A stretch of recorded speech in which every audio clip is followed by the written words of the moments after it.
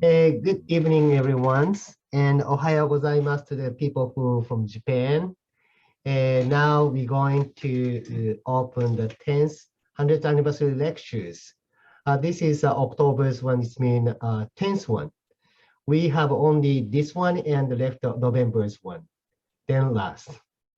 Today, we have the special speaker two from Japan.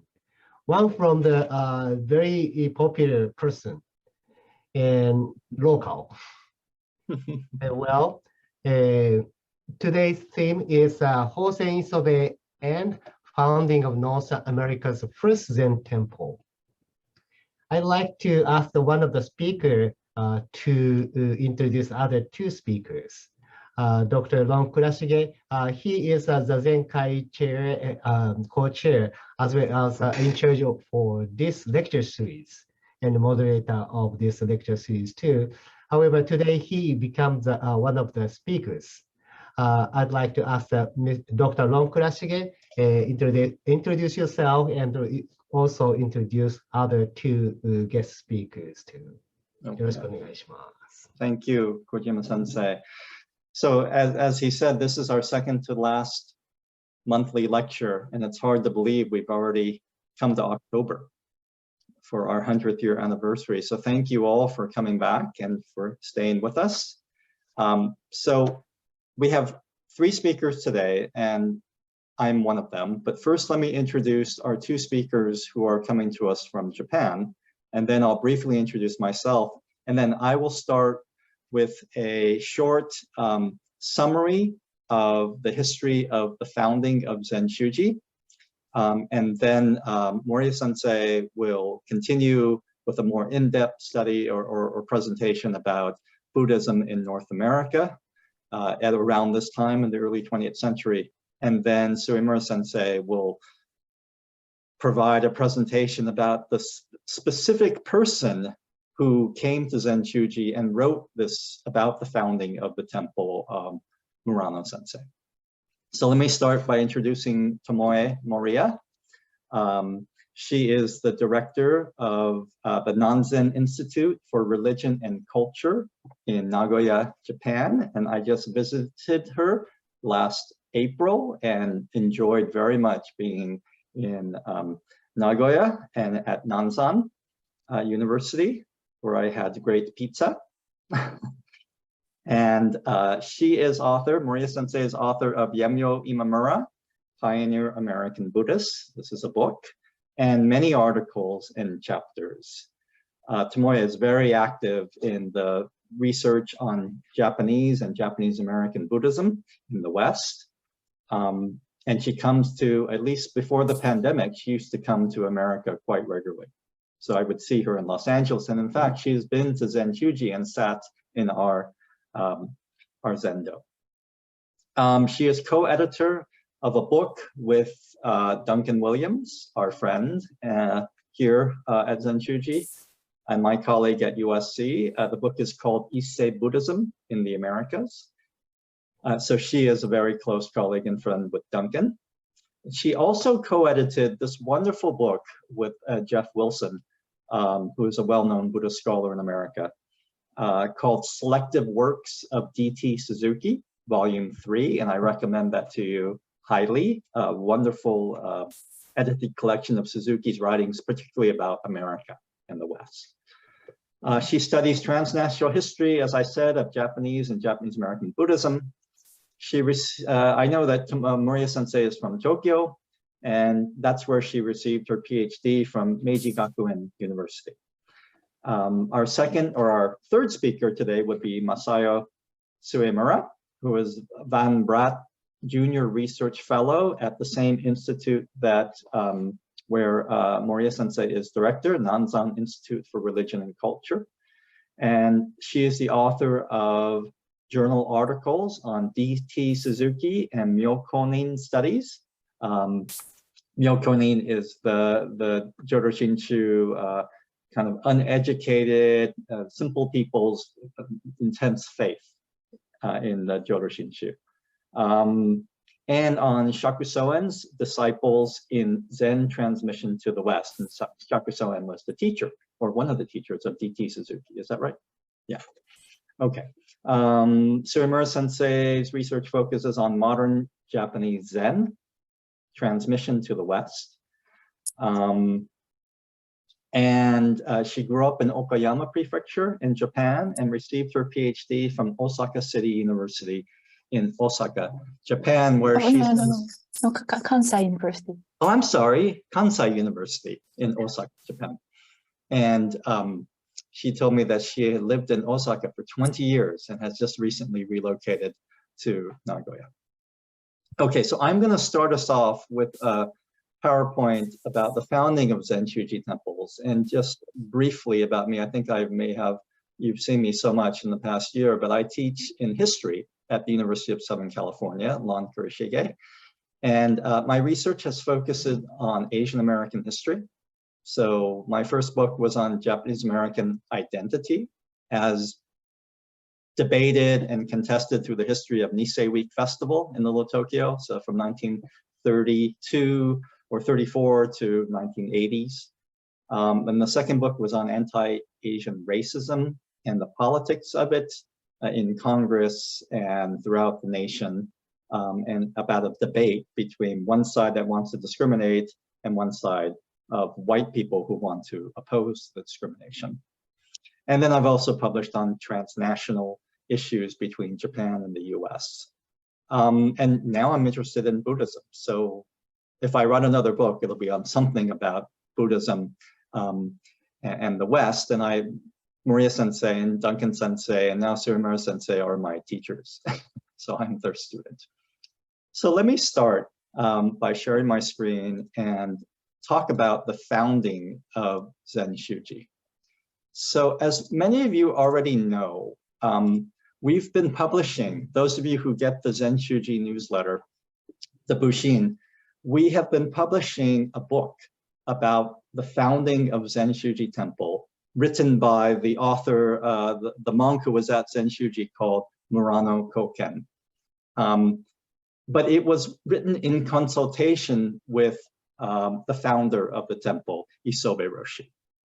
And so what you're going to get here is really, it's just a summary of what we've been publishing in terms of the translation of this book. And the translation has been conducted by Yokoyama Sensei, Gyoke Yokoyama Sensei, one of the priests at Sozenji Temple. So let's talk about what what that book says, at least as I've learned about it through the English translation. So Reverend Hosen Isobe, if you are familiar with the garden in Zenshuji, this is the bust of the founder taken from the garden at Zenshuji. And just briefly about his background. So he was born in Tokuyama, Yamaguchi Prefecture.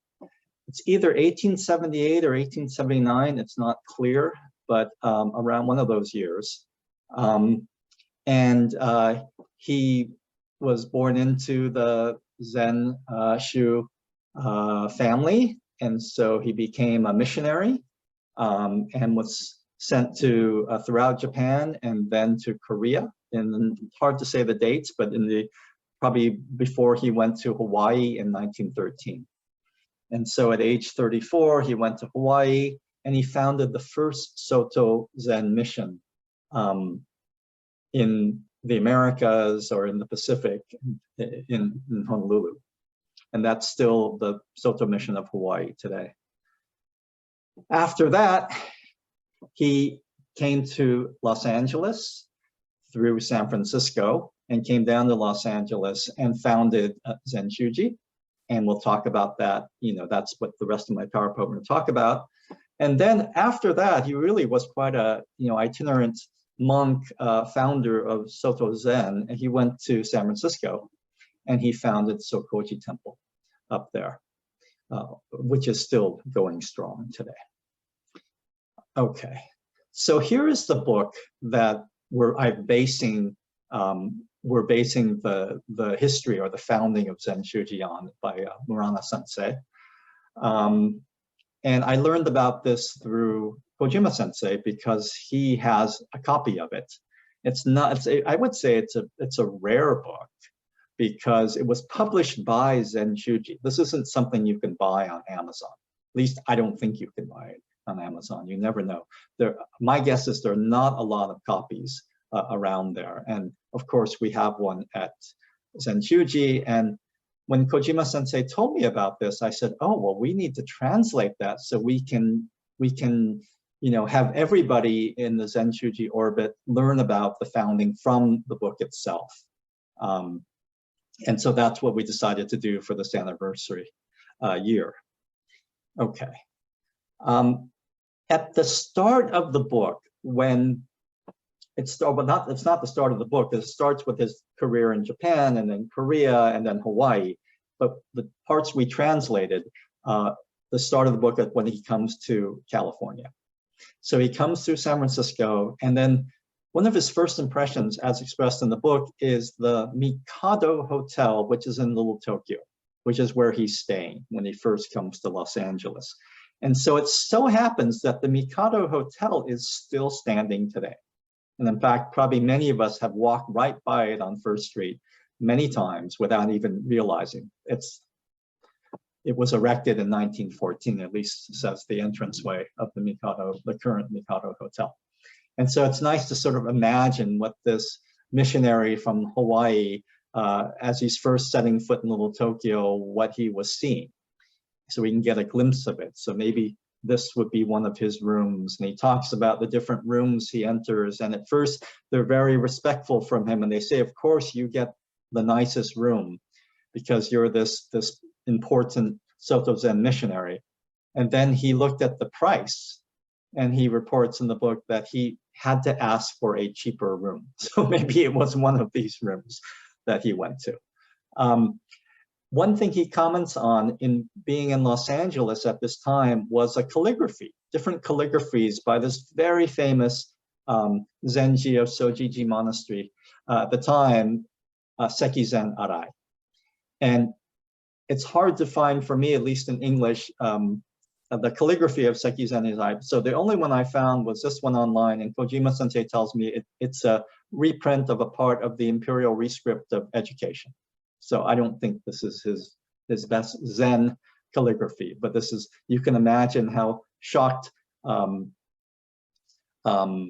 Roshi was when he saw this very famous Zen priest calligraphy, because there were no Soto Zen temples at the time in anywhere outside of Hawaii. So he really was a pioneer. Where he goes at the time in Little Tokyo is to Yamato Hall. And Yamato Hall at that time was the gathering place, the main sort of headquarters of the association, the Japanese association in Southern California. It's where it was also home to Nishi Honganji at the time, which had come to and established itself and come to America many years before, maybe 20 years before. Isobe Roshi came and founded Zenshuji. And in fact, Isobe Roshi talks about how welcomed he was by Nishi Honganji people and priests and many, many other Japanese priests who were already established, Buddhist priests who were already established in Los Angeles.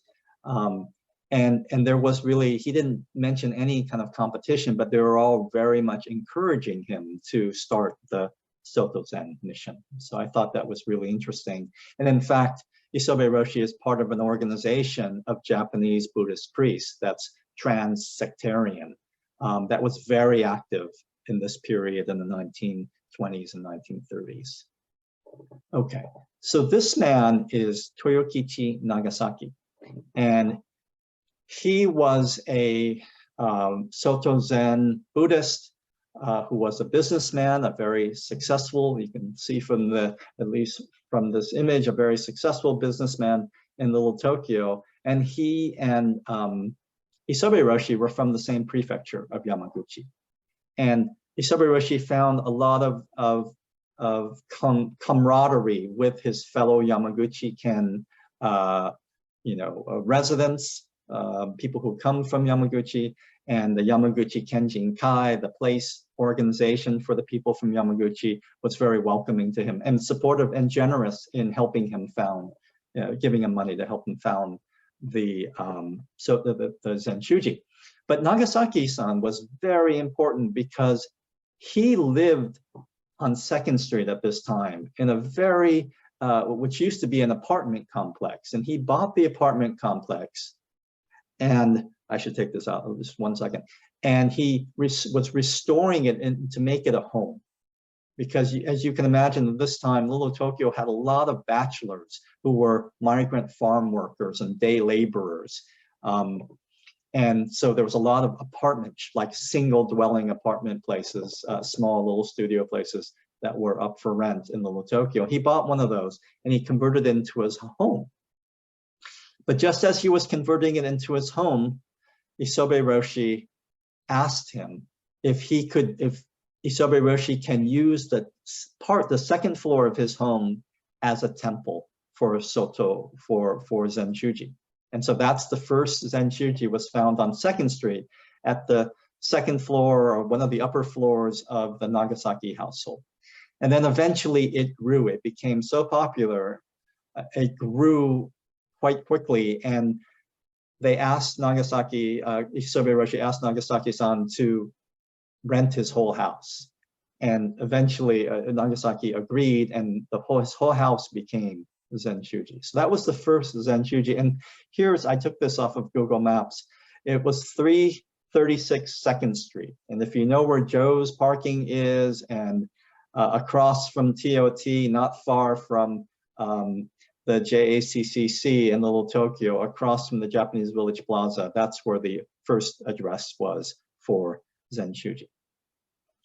Okay, in the 1920s, there were a lot of challenges for not just the Zenshuji people, but for all Japanese Americans. And Little Tokyo was the hub of the mainland Japanese American community. It was the Mecca. It had the largest population. It was the most thriving economy. And most of the Japanese Americans were farmers. Or farming was really the key to Japanese American businesses and livelihoods. Japanese Americans couldn't work in regular jobs. They couldn't join labor unions. They couldn't be teachers and so forth. There was a strict kind of racial discrimination in hiring. Plus, there were cultural and linguistic limitations that the Issei, the first generation, had. So they found a niche in truck farming, small farms with intense crops like tomatoes or strawberries that they would bring to market, to a wholesale market that was all run by Japanese. And then from the wholesale market, Japanese would have retailers would come and they would have roadside stands, or they would be in grocery stores and have produce stands. And so it was an integrated, vertically integrated Japanese American economy of growers, of wholesalers, and of retailers. And that was quite a thriving and successful economy, despite a lot of racial challenges, racism, and discrimination. One of the most crucial and scary challenges for the Japanese in the 1920s, when Isobe Roshi came, was a campaign led by this man, James Phelan, who was the US Senator at the time, to restrict landholding of Japanese farmers, to basically prevent them from owning land or from transferring it into the names of their American-born children. It failed in the sense that the children could still own the land, and that will become important for the founding of Zenshuji when it moves to Hewitt Street. But it succeeds in passing a proposition in 1920. So it went on the ballot. It was one of the first propositions, when the whole notion of the proposition of sort of putting something on the ballot outside the legislature and have the people vote on. It was a new idea. It began around 1912 in California. And that proposition basically said, we are going to strengthen this land law that prevents Japanese American immigrant landholding. And it was approved 3-1. And so it was a time when this type of, not just the ad, but the sentiment behind it of stopping the invasion or the livelihoods of Japanese immigrants was really quite strong, and was embedded into state and national law. Also in the 20s, you have an Exclusion Act that was passed in 1924 by Congress that basically stopped all migration from Japan. It had been an issue for quite a long time already, but by 1924, it was settled for once and for all in an outright exclusion of Japanese immigrants. And remember, at this time, in case you don't know, Japanese immigrants could not become American citizens. They were already banned by law. And there was a Supreme Court case at this time, 1922, that upheld that ban on citizenship for Japanese immigrants. Asians were the only immigrants in America who could not naturalize. That doesn't end until 1952. So it's a very different time for them. And these are real challenges. And so when Zenshuji was starting up, they were really, Isobe Roshi and others were really worried about whether they can raise enough money to support the temple, especially as it moves to Hewitt Street, and I'll get to that in a second. But the final challenge was coming from Japan. And this was the Great Kanto earthquake in the early 1920s. And they were really concerned that they wouldn't be able to raise money. And in fact, a lot of Japanese Americans, a disproportionate amount, or sent a large amount of money to their relatives and to the cities and peoples of the Kanto region to help in the recovery from the great earthquake and fire. So this is what they were thinking about when they moved to Hewitt Street. So this is the old temple on Hewitt Street that's no longer there, but where we are today at Zenshuji is the same address, the same location. And soon after that private house was turned into the temple, they outgrew that as well. And so they went out and led by Isobe Roshi, and they bought land on Hewitt Street for $6,000 at the time.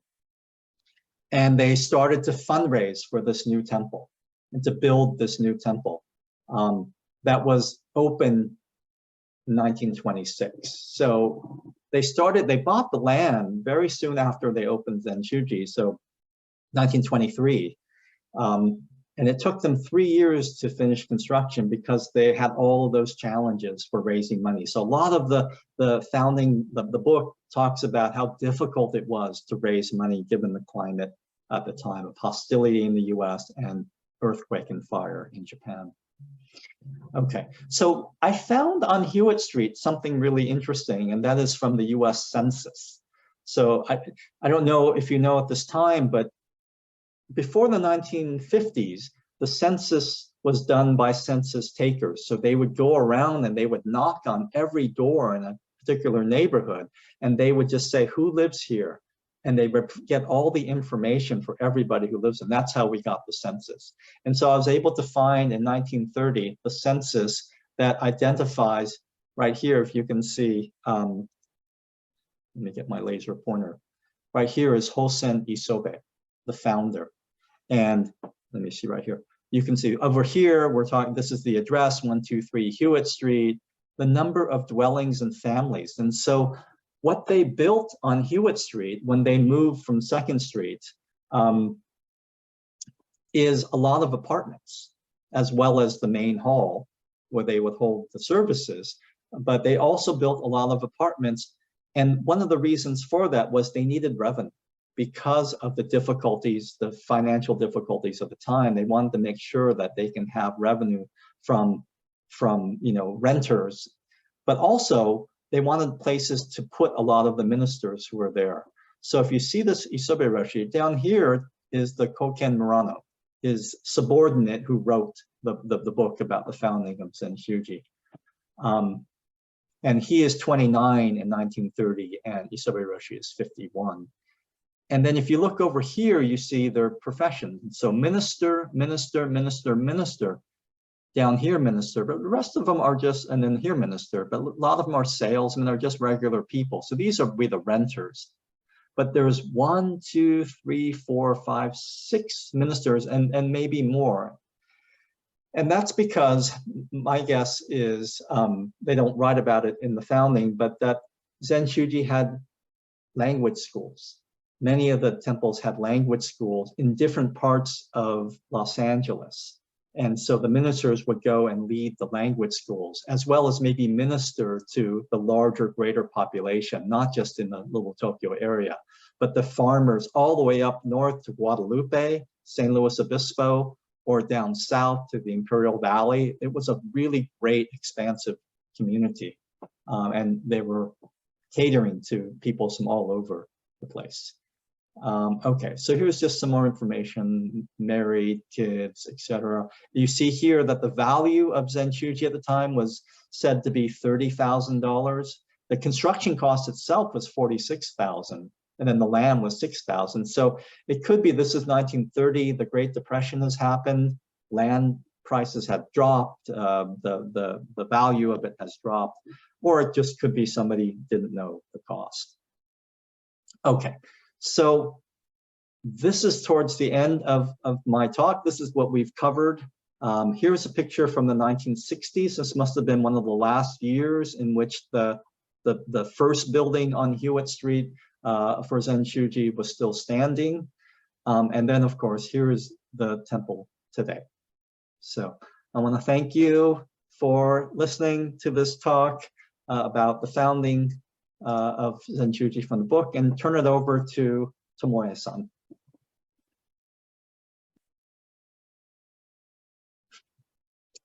Tomoe-san, are you there? Okay, Tomoe-san, dozo.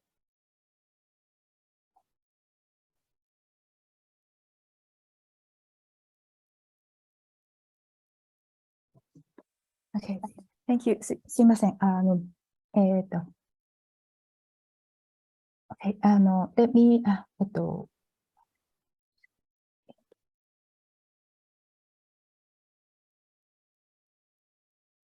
can you see my screen? Okay. Yes. Okay. Slide. Okay. Thank you, Ron, for introducing me, and then I'm very honored to be joining this lecture. And then my name is Tomoe Moriya, and I'm from Nanzan Institute for Religion and Culture. And today I would like to talk about transnational history of Japanese Buddhism in the United States. And okay,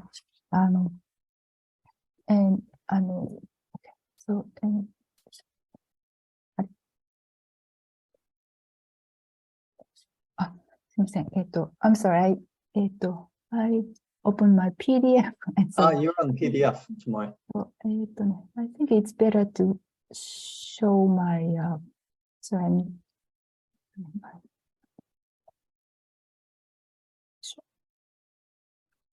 I'll try again. すみません. So, I would like to start my presentation and about something really, of course, related to the presentation Lon just gave us, but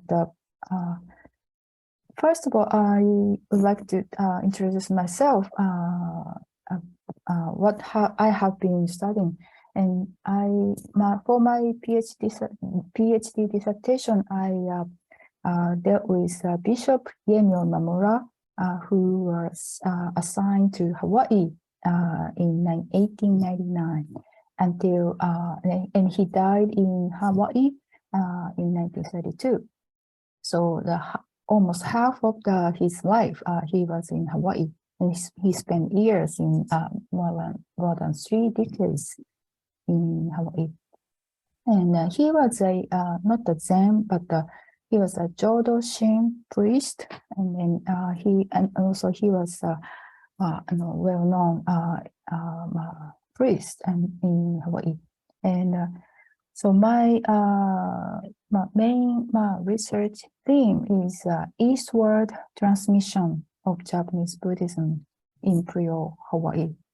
And but it was I started with the Pre-O Hawaii, but I know that more Buddhist mission came to mainland. So I I'm trying to see like the Hawaii and California missions, and trying to like do some comparative studies and so on. And here are some of my works. The Lon just mentioned Issei Buddhism in the Americas and selected works of D.T. Suzuki. And currently I'm working on the two projects. And the first one is preservation of Buddhist treasures, like photographs, like those old photographs of the like some commemorative events, like founding the building of the new, the new temple buildings with many people with the panorama photos or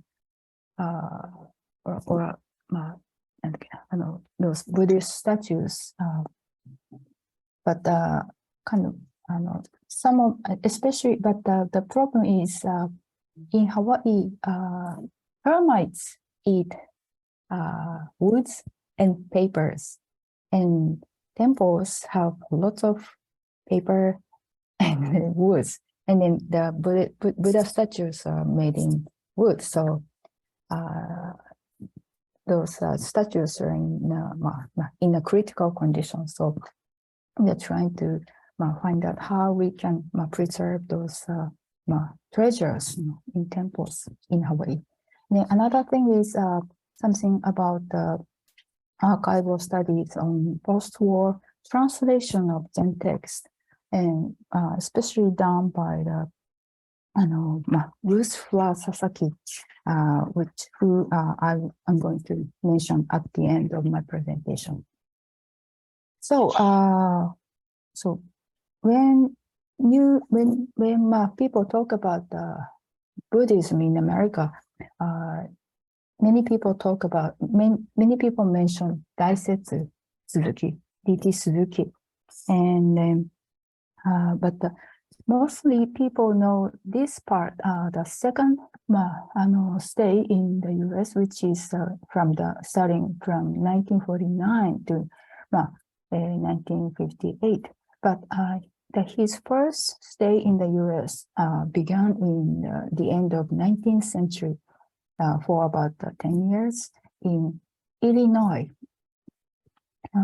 He came to the United States as a assistant for the publishing company called Open Court, and then he wrote quite a few articles and books in English to deal with which dealt with the Mahayana Buddhism and Zen Buddhism.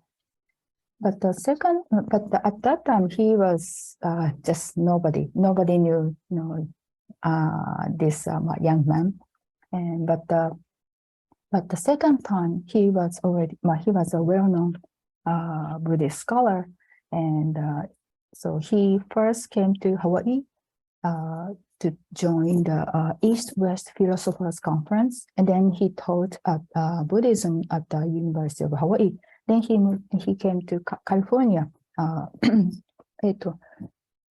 Claremont College, to teach at the Claremont. And then he moved to New York to teach at Columbia. So he is known as who popularized Zen in the U.S. But I said, is he the only one? The answer is no. And but I will talk about who was the other people who popularized them in the U.S. and Suemura-san, Masayo-san, will talk more about those Zen Buddhists. Next, I would like to talk about who were the audience especially about the Columbia lectures in post-war in the 1950s, and it's known that it's quite well known that the beatnik poets and the artists, musicians like John Cage and the novelists like Salinger attended the lecture, and then it was pretty much influenced. So in that case, the narrative is like Euro-American converts and sympathizers were the audience. But the another thing is what I want to stress is that the Suzuki's when you study Suzuki's primary sources, it shows that he was in contact with Issei Buddhists, Japanese Buddhists in the U.S. and also he gave lectures in the 1930s, when he came to America. So not just the post-war America to Euro-Americans, but he came to America in the pre-war America, and then also was very in close contact with the Japanese American communities. And there's something about the narratives of U.S. religious history. And then one scholar said that, I'll just read this underlined sentence. No mention is made of the tens of thousands of Asian Buddhists who apparently did not feel settled in spite of their timeless religious beliefs and practices. And usually the U.S. religious history begins from the East Coast to westward. But when you talk about the Buddhism, you have to start with west, the Pacific coast, or maybe from Hawaii. And you have to include Hawaii, and then the eastward history of Buddhism. So it's like reversing the narrative of U.S. religious history. And so the next one, I would like to show you this. Hawaii was a territory. So that's a territory. I just wrote the territory of Hawaii, and then these among these denominations, Soto Shu here, and then also in California, Soto Shu is right here, 100 years ago, a little later than other sects, and of course, it looks like it's a different place, but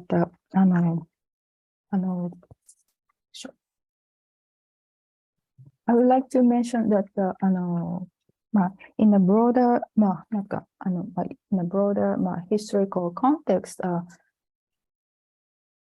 in U.S. American religious history, usually many scholars talk about the 1893 World Parliament of Religions, that took place in Chicago, World Fair.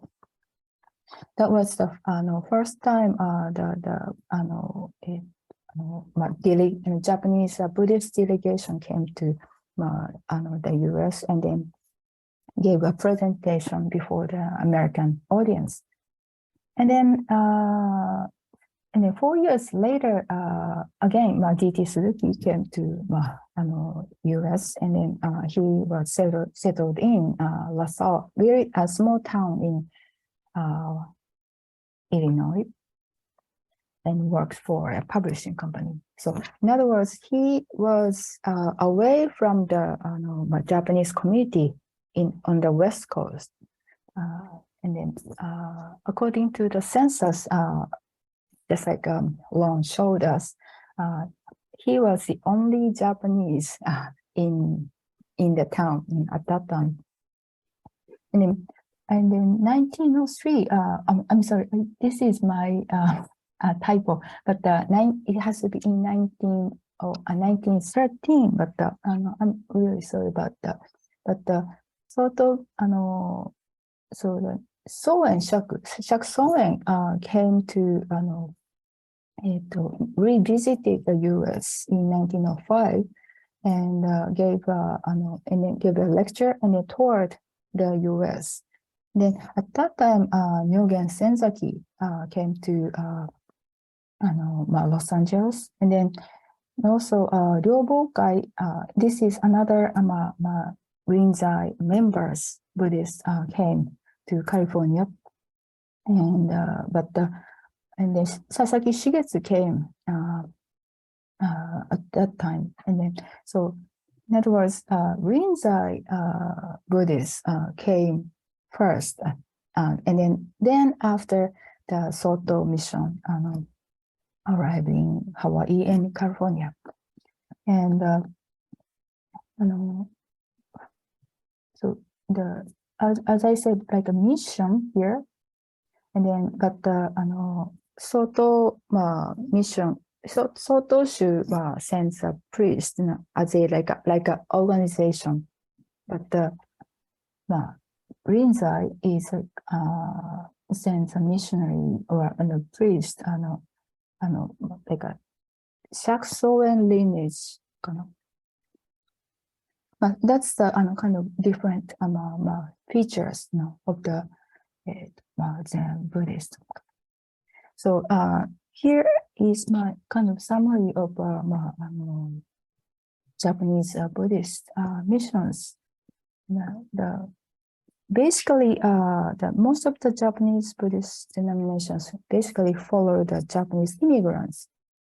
So if because of a lot of Jodo-shin Buddhists came to Hawaii, so the Jodo-shin priest came to Hawaii to give a Dharma talk for them, and so because the immigrants settled in Hawaii first, so many the Japanese mission came to the territory of Hawaii, and then after soon as the more immigrants moved on to California or mainland, then the Japanese Buddhist mission followed after the immigrants. That's how California mission, the missions in California started later than Hawaii. And then, as I said, like the Soto missions, especially the priests from I say the vicinity of Issei Buddhist hometown, it is very obvious, from the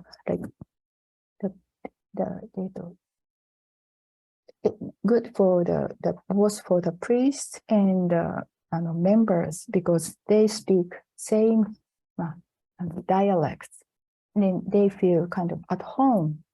The people who speaks your language, not that like standard Japanese, and also who knows something about your hometown, and you also have the same cultural tradition of your hometown. And that's how not I said Soto, but not just the Soto, but the most of like a Jodo-shin and Jodoshu and Nichiren and all the other basically most of the Japanese Buddhists had Buddhist priests and Buddhist members from the same regions.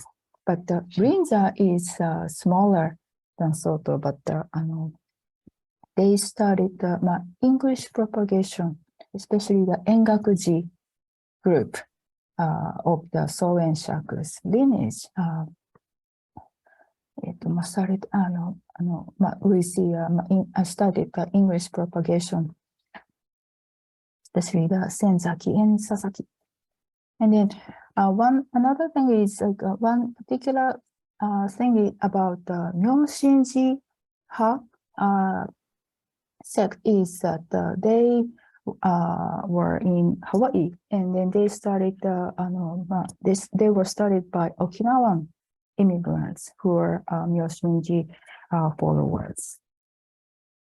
And I think this is something about the something perhaps give you some kind of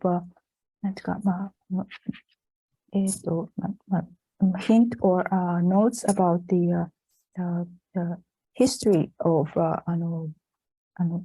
narratives of history of the mission.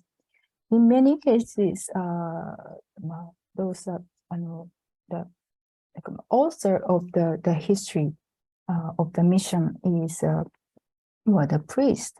So the narratives tend to be priest oriented.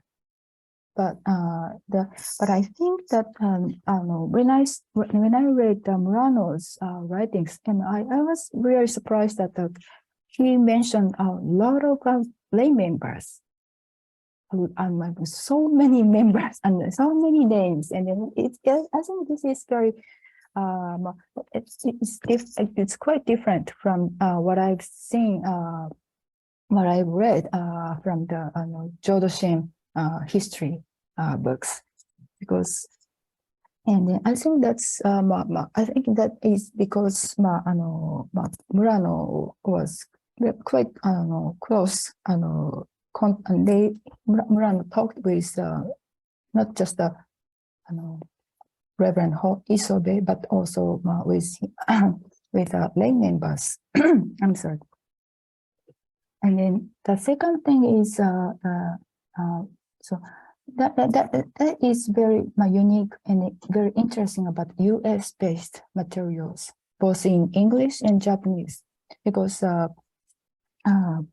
it shows the role of lay members, how important the lay members worked for for the foundation of a temple or maintenance, or sometimes they have to go to like city hall to register for the temple and everything.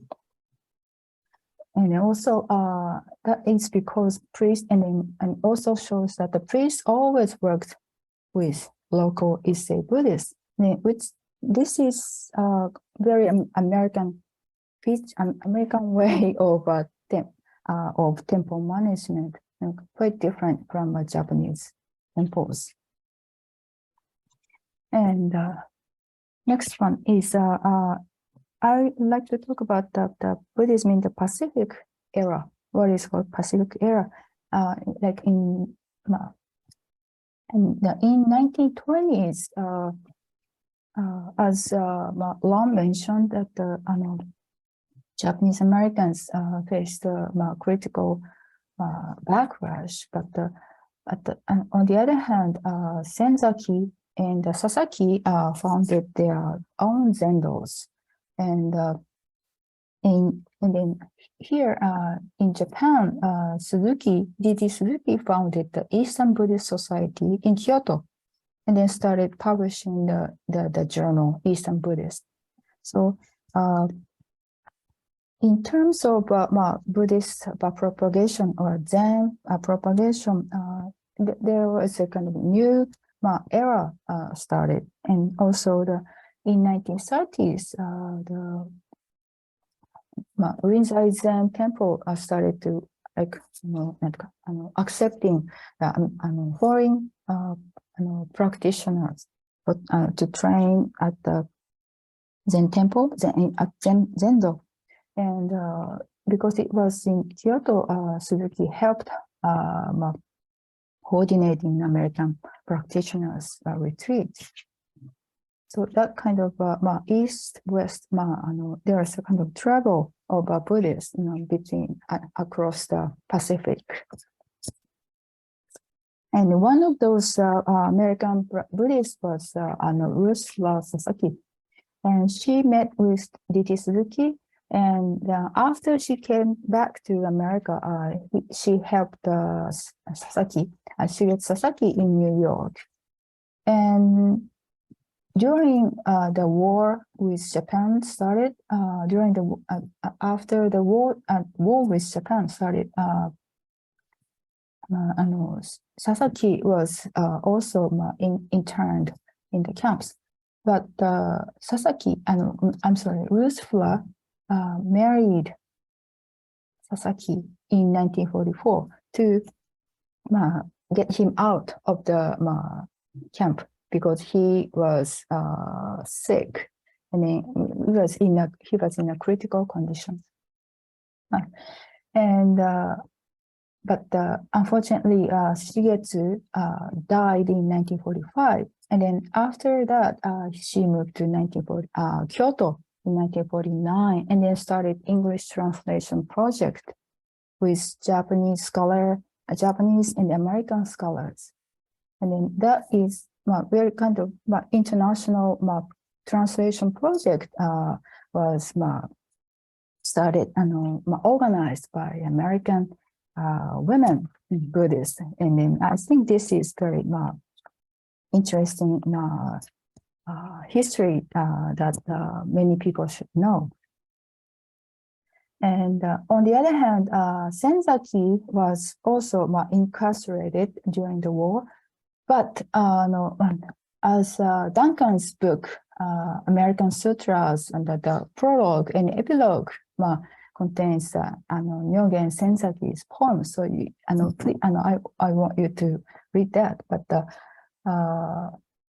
in the Hard Mountain camp, Senzaki wrote letters with he was in contact with Ruth McCandless, who later translated this book called the Iron Fruit. And those materials, so Ruth McCandless' collection is at the UCLA.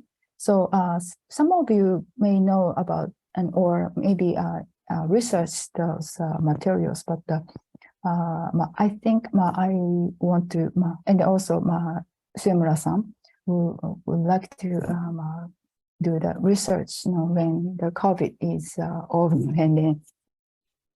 But I would like to stress that the American women's role during and post-war periods, to for the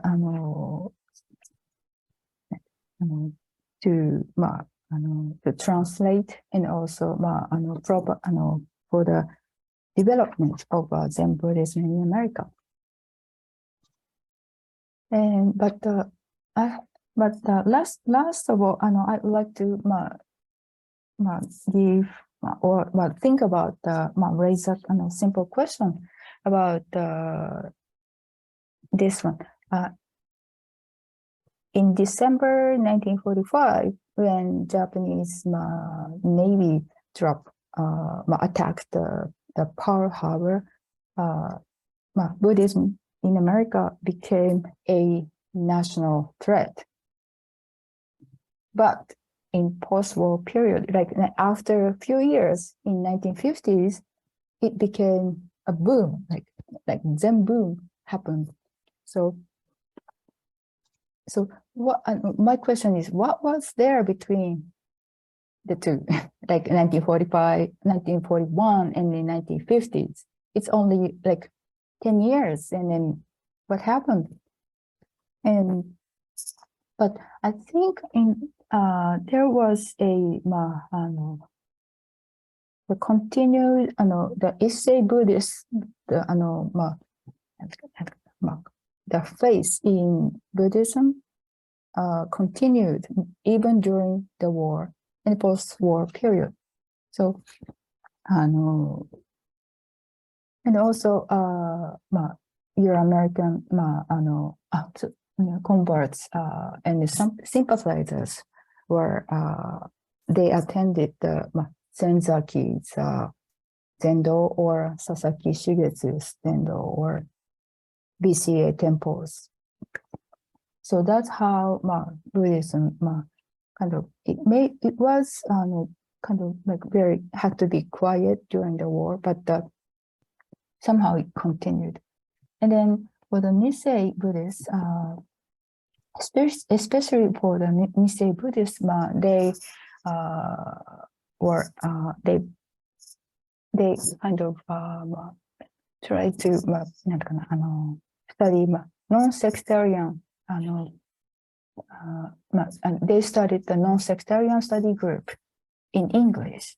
And then I think Mike Masatsu mentioned the Berkeley Buddhist Church, and then also it was run it was managed it was Nisei Buddhist Nisei minister Kamo Imamura was the priest, and then minister, and then he was very he was born in Hawaii, and then he welcomed the beatnik poets, and the Gary Schneider was came to the Berkeley Temple, and they studied Zen and also Buddhism in general.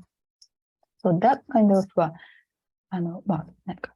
non-sectarian and also multi-racial, multi-ethnic church was there during the post-war period.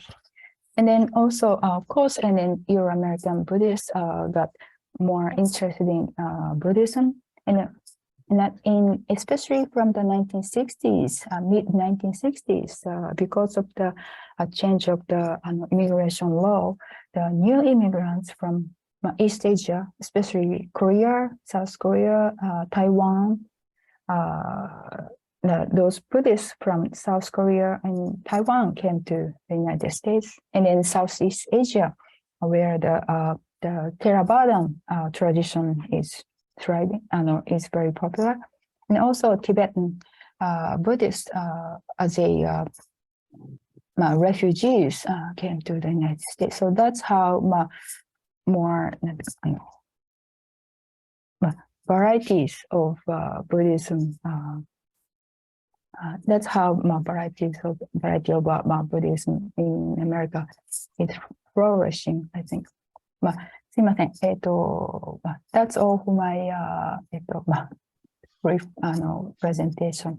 And then, Great. Thank you so much, すいません。 Moriya Sensei.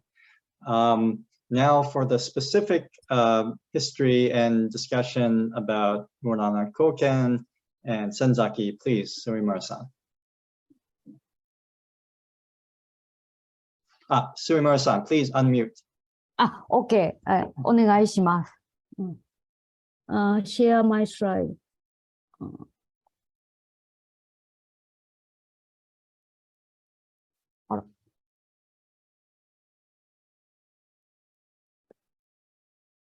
Can you see clearly? Yes. OK. はい、Let's start. Thank you for having me here today. My presentation title is Koken Murano, the principal author of Histories of Overseas Buddhist Missions.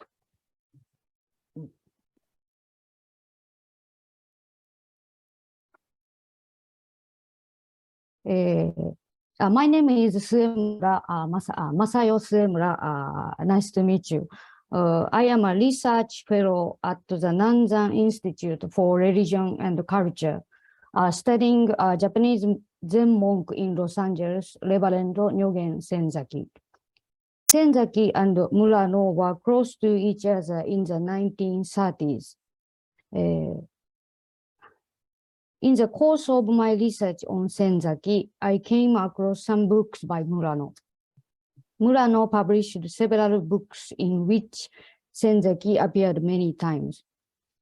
They first met in San Francisco when Murano came to the United States as a kaikyoshi, minister, Kaikyoshi of Soto Mission in 1929. Then Murano wrote a book, Histories of Overseas Buddhist Missions, to commemorate the 10th anniversary of the Zenshuji. That's why today I will talk about Reverend Koken Murano, who wrote about the establishment of Zenshuji in the histories of overseas Buddhist missions. I would like to read my slides during my presentation.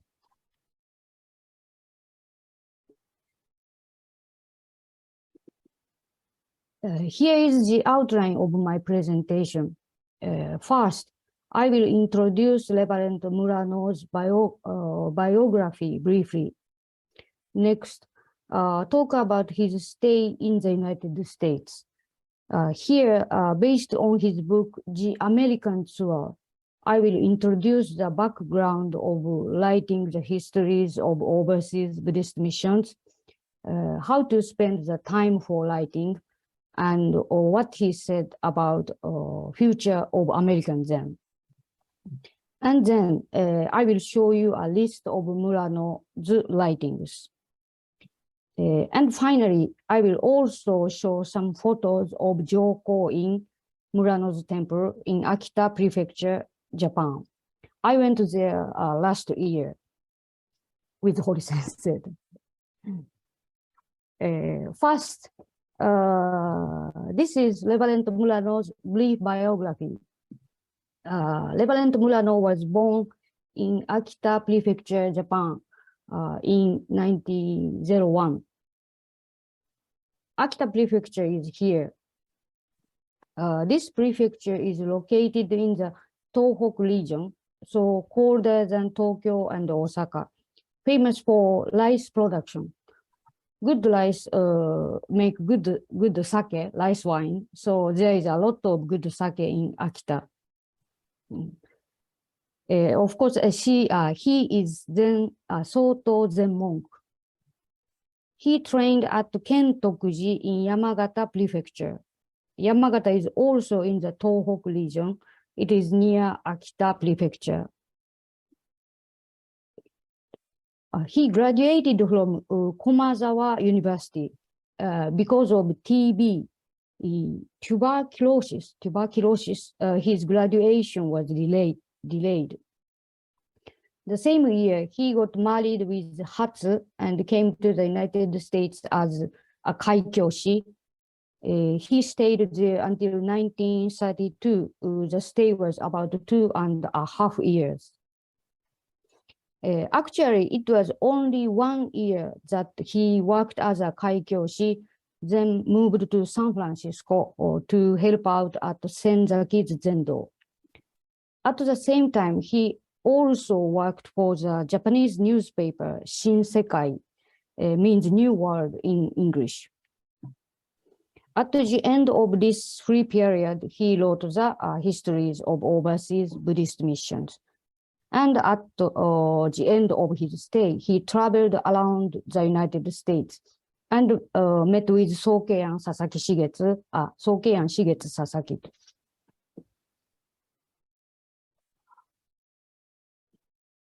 Here is a picture of the departure to the United States in 1929.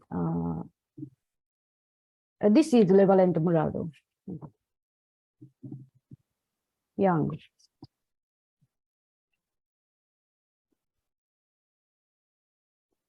Yes. The contents of this slide do not have much to do with Zenshuji, the rest of his life. In 1933, a year after his return to Japan, he visited Taiwan to observe religions in the island.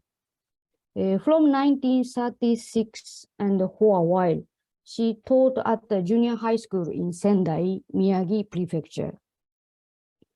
In 1940, he moved to Harbin, Manchuria, China, and Korea as a military chaplain. In 1953, he established the Kakunodate kindergarten in his Jokoin temple. Kakunodate is a place name in Akita Prefecture, where he was born.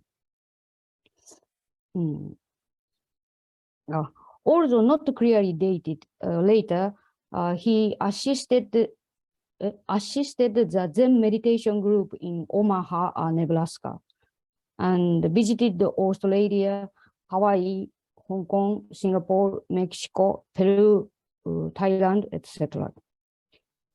In 1979, served as the additional board of the History of Overseas Soto Missions.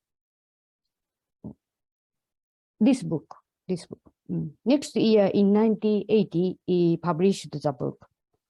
He passed away in 1983.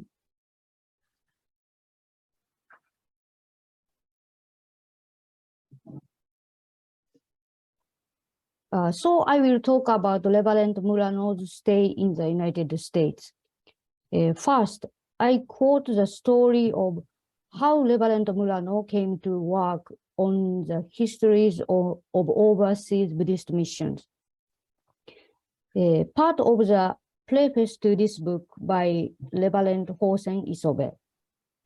When Reverend Murano stationed at our temple as a kaikyoshi, he lamented the lack of the complete history of the Japanese Buddhism transmission to the United States, and feared that my experience of overseas missionary work were lost over the past 20-odd years.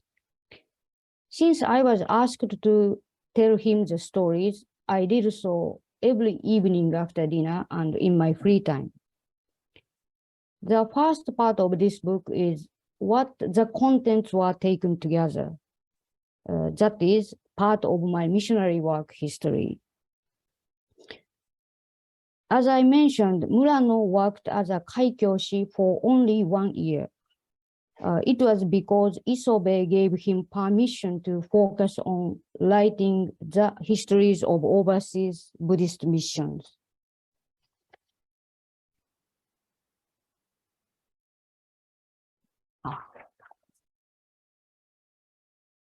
With Reverend Isobe's permission, Reverend Murano first went to San Francisco to help Nyogen Senzaki's Zendo, Tozen Zenkutsu, means eastward transmission Zendo.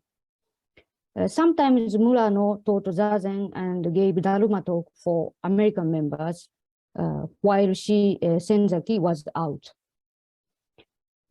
Since Japanese kaikyoshi worked for Japanese members at the many cases, Murano seems to have a hard time speaking in English.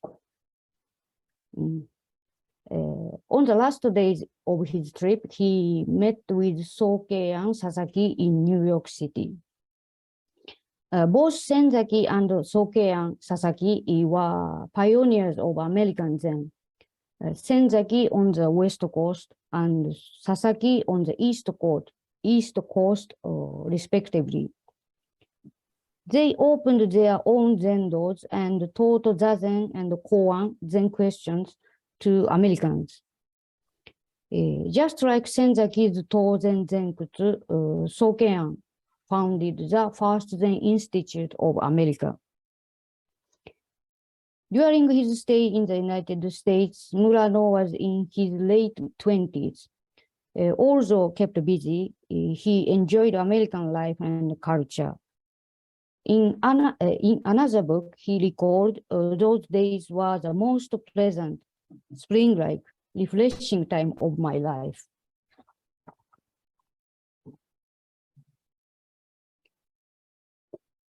Finally, here is what Reverend Murano wrote about the future of American Zen.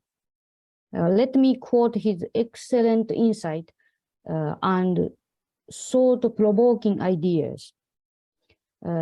As response to a question, do you see a meaningful future for Zen transmission in the United States? He responded much more promising, and he continued as follows.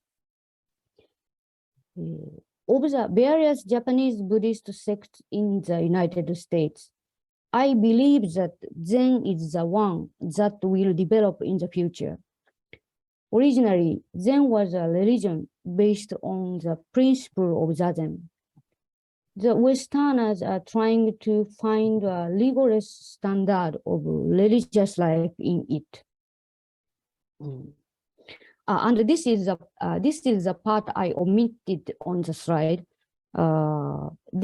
He said, these days Westerners live under a sharp emotion.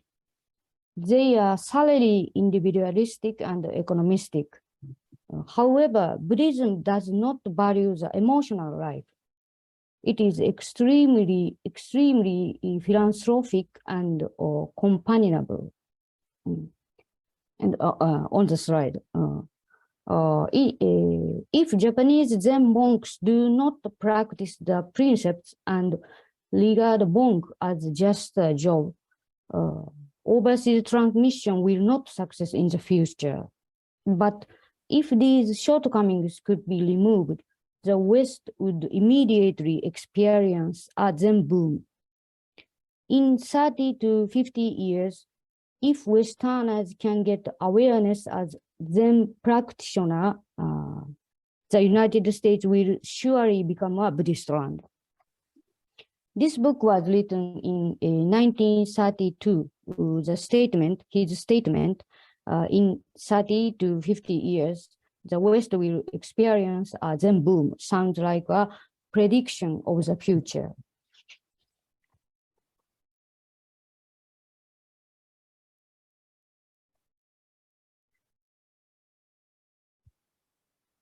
Here is Reverend Murano's writing.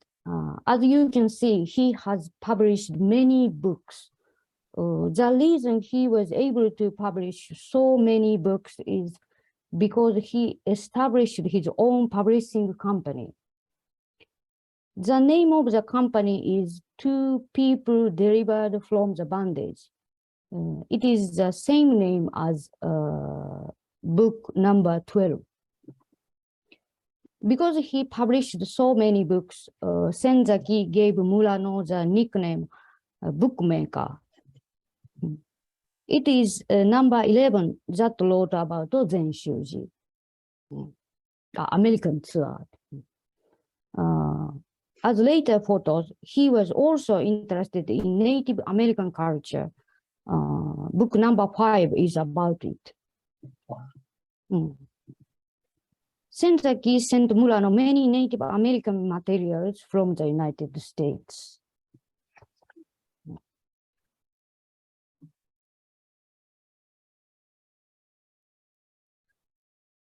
These books were given to me by Reverend Murano's son when I visited his Jokoin temple last year.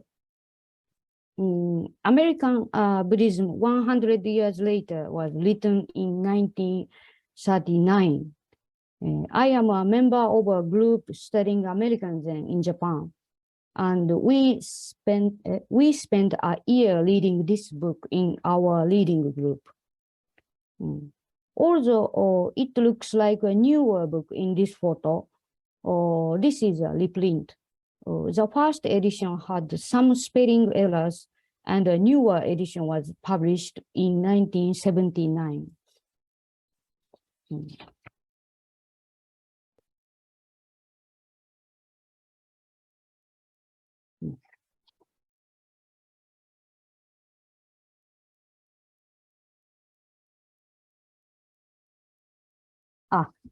Finally, here are some photos from my visit to Jokoin Temple last year, Murano's temple.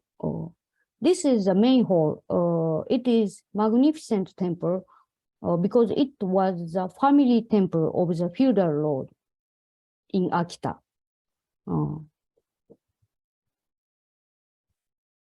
This is a statue of Reverend Murano. Written on the board below is his biography. The biography in my presentation is based on the contents of this board.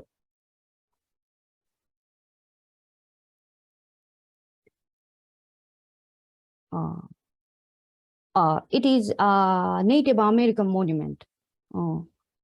It is placed in front of the kindergarten he founded, next to the temple. I don't know what is written on it. It is hard to tell from this picture, but it was very big, maybe 2 meters high.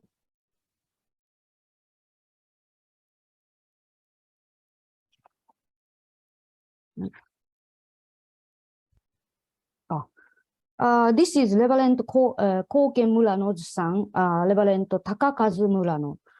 He was the previous priest of Jokoin Temple. He was 88 years old last year. Just recently, until May, when he retired, he was the priest, a main priest. Our visit was in December, and he was about to retire. Reverend Takakazu was born in 1933, the year after his father Koken returned to Japan. So he does not remember his father talking much about America. However, he remembered going to Shanghai with his father Koken as a child.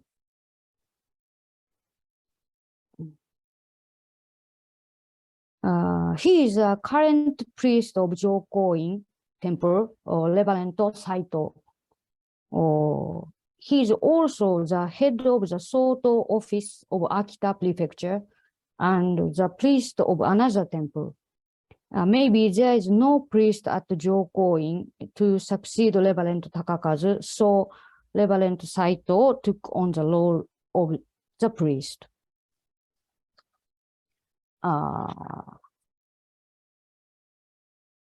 My presentation is over, but finally, I would like to say a few words about Senzaki, whom I'm studying.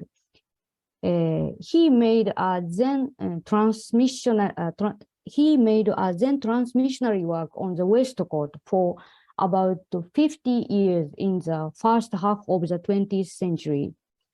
Therefore, I think there are a lot of materials on Senzaki on the West Coast. I would like to go to the West Coast soon to look for the materials. I would appreciate your cooperation at that time. Okay, finish. Thank you for listening. Okay. Thank you so much, Suemura-san and Tomoe-san.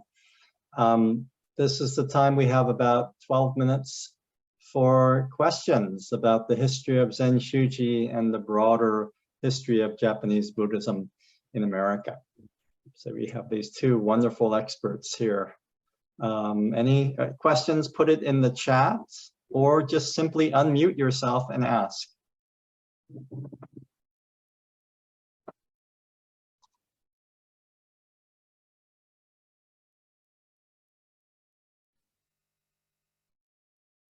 I have a question. Go ahead, Tomoe. About the Reverend Arai, Reverend Sekizen Arai, because he came to Hawaii too, and then he wrote calligraphy on the fan. So it was like this way, and then it was beautiful. But in Los Angeles, it was like a scroll. So I just wondered how the scroll is now kept at the Zenshuji. Is it? Oh, it's not. I don't think it's. Maybe Kojima-sensei can answer the question. But in the Murano book, he saw it at a Japanese restaurant, and so he was so impressed that the Soto Zen spirit through Arai-sensei was already in Los Angeles. Oh. And so that made him feel really like he was in the right place. Mm-hmm. Let me add for the information. Arai Sekizen Zenji came to Los Angeles 1921. So, the prior to that, 1915, Hioki Mokusen Zenji attended the World Religious Conference. After that, Arai Zenji came to LA, 21. So he wrote some calligraphy where he stayed.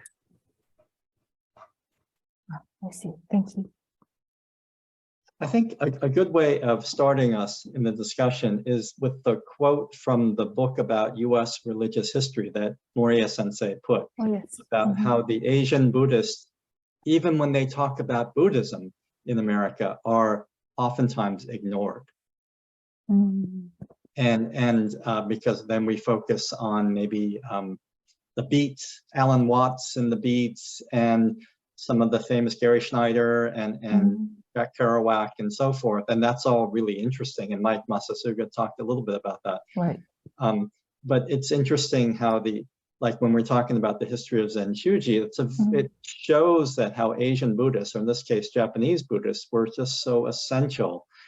And not just the founding temples and missions for Japanese immigrants and their children, but through Senzaki and Murano-san, they're spreading out all throughout America, and they're going all over the place throughout the Japanese Empire at the time, but they're going to different parts of the country. And there's really seemingly like it's a very well-trafficked route between Japan and the US. And you have Ruth Fuller Sasaki going to Japan, you have D.T. Suzuki coming to America, and they're both kind of going back and forth. And to show the kind of history of Japanese or Asian Buddhism or Buddhism in America, you really have to have this transnational sense. You can't just focus on America, but you have to focus on the back and forth and the circulation of these ideas and how it picks up different things from all different places. I found that Murano sensei was really fascinating. He went so many places. I was surprised he even had a son because he was never home. Right. And I think maybe I should share my PDF on the chat so that you can read the quote. The quote again? Yeah. Okay. Okay. Perhaps. Questions about for Suemura-san or Moriya-san about Japanese Buddhist history? I have questions that, especially about Reverend Koken Murano. The Isobe Roshi and other priests already researched a lot for kind of have information, but this time, I especially know that the detail about Koken Murano. How do you feel that his character through his son? Through his son. Or through all those data or record.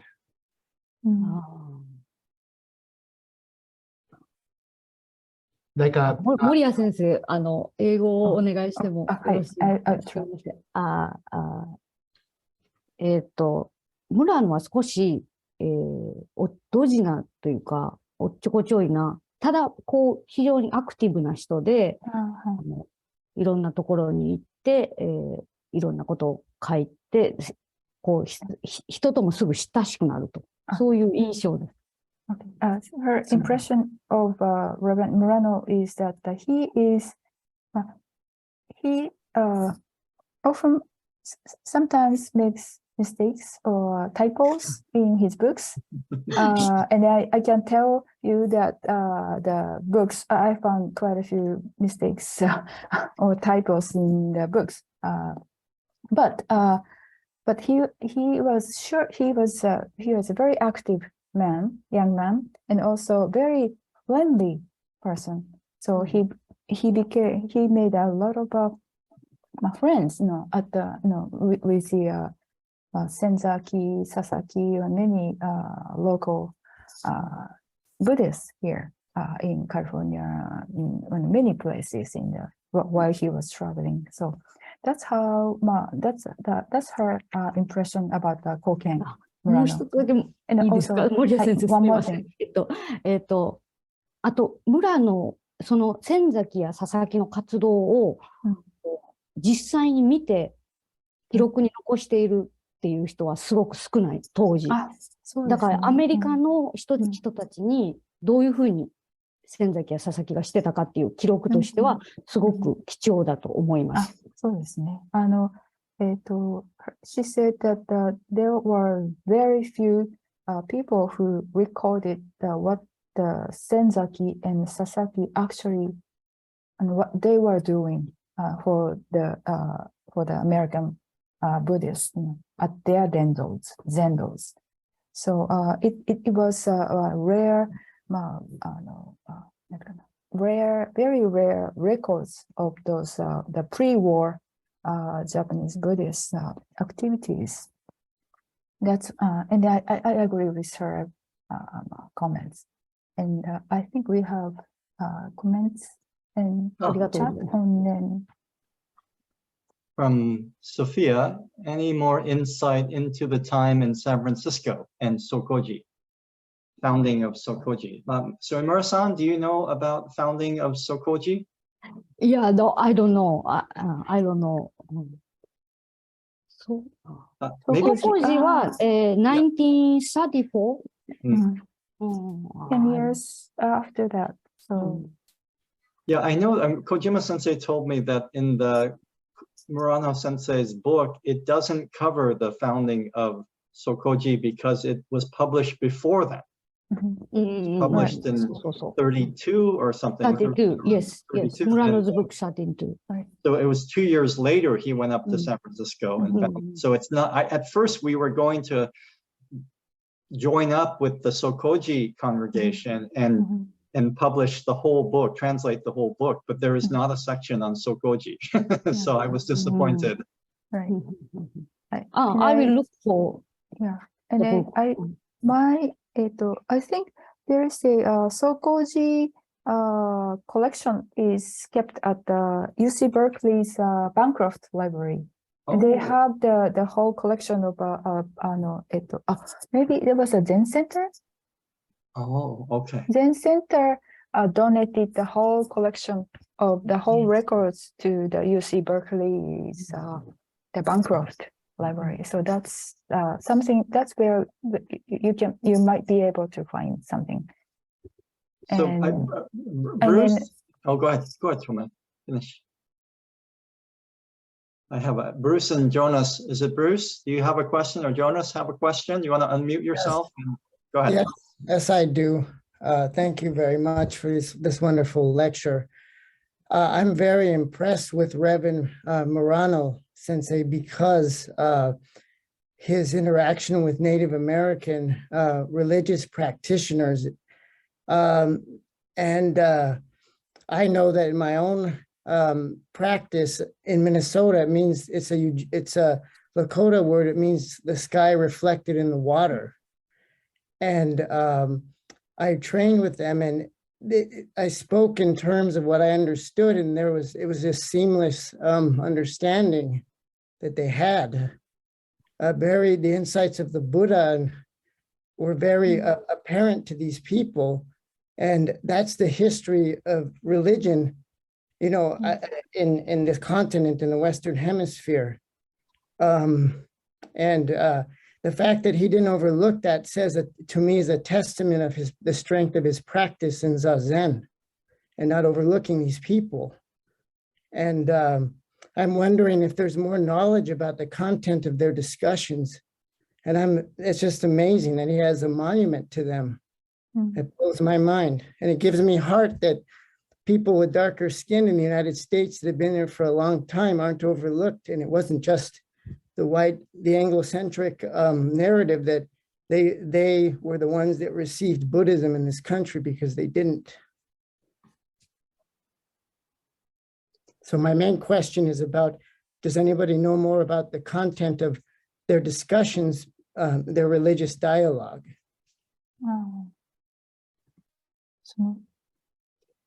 Suemura-san, did you get more information about the monument, the Native American? Native American.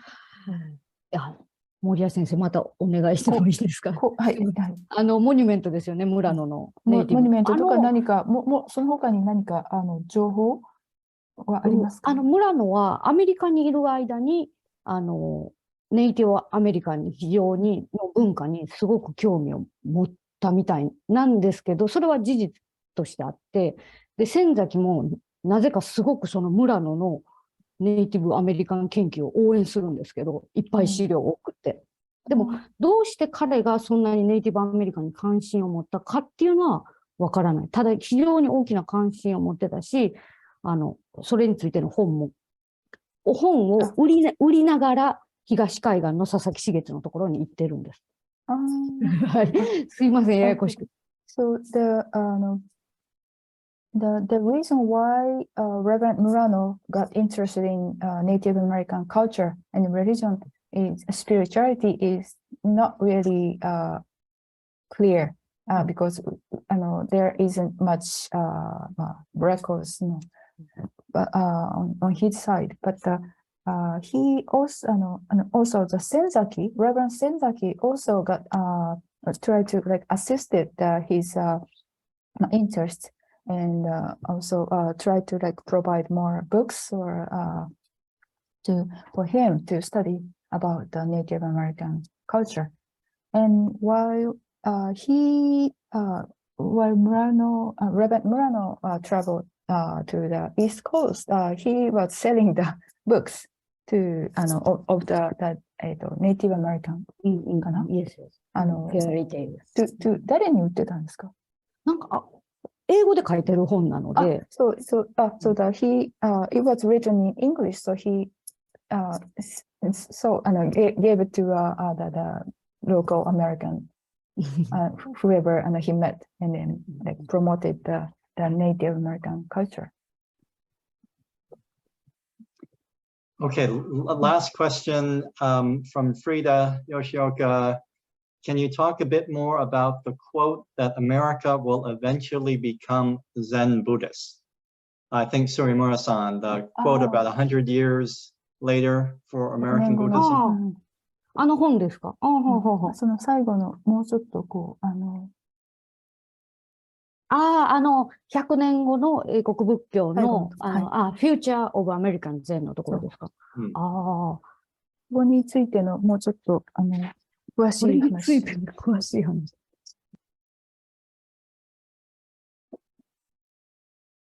こ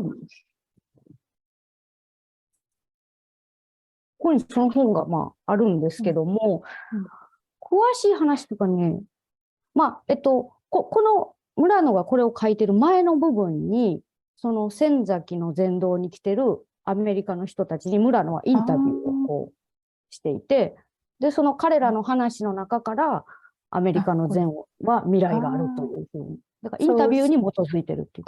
So this quote is about, it was before this quote, there was a conversation with American Buddhists at the Senzaki's Zendo in LA.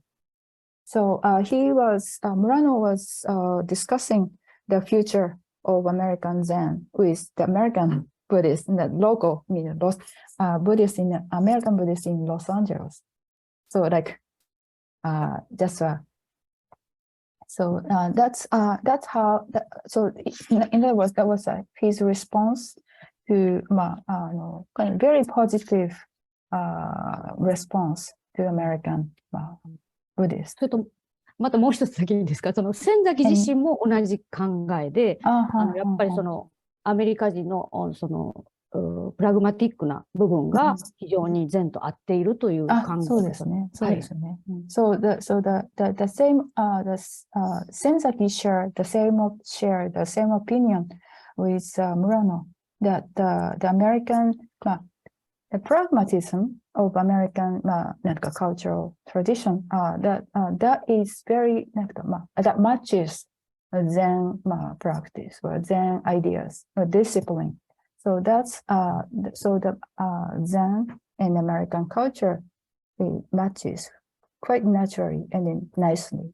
That's both Senzaki and Murano thought about the future of Zen in America. And this is all before, as Tomoe points out, before the Zen boom. Right. 30 or 50 years before the Zen boom, which is a wonderful way to emphasize the historical significance of Zenshuji.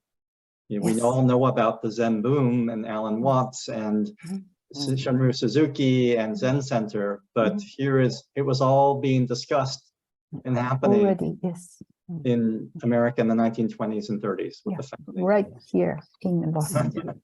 Right. Thank you so much, Suemura-san, Moriya-san, and everybody else for joining us. Let me Thank give a you. shout out for our last lecture in November. It's by Reverend Konjin Galen Godwin, who is the current director of International Center of Soto Zen Buddhism in North America. And she's going to talk about the present and future of American Zen. So please look out for that in November. Thank you all for coming, and we'll see you next time.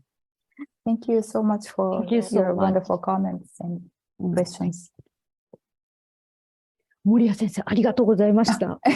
お手数をおかけしました。ありがとうございますもうありがとうございました。森谷先生、瀬村先生、ありがとうございました。ありがとうございました。